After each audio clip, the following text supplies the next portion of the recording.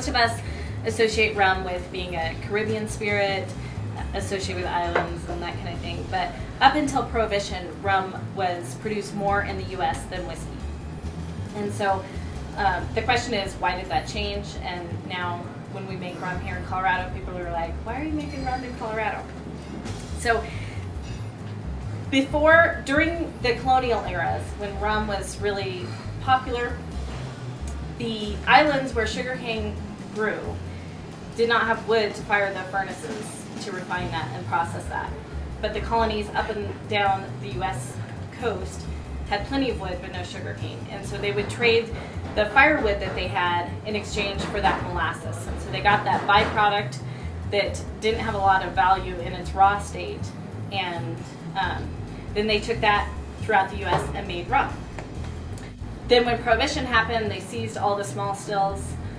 That trade stopped. And so after Prohibition, there was just no continued trade for the molasses and wood. It just wasn't needed anymore. And so grain was more freely available here in the U.S., and so whiskey is what was made. But it really wasn't always that way.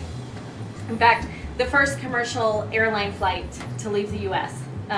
Happened 10 months after Prohibition started, and it left from Key West, Florida, and landed in Havana, Cuba. And Cuba really developed an American tourist trade based on the alcohol that was freely available in Cuba. So we know that everybody's heard about Hemingway and the Hemingway daiquiri and mojitos and that kind of thing.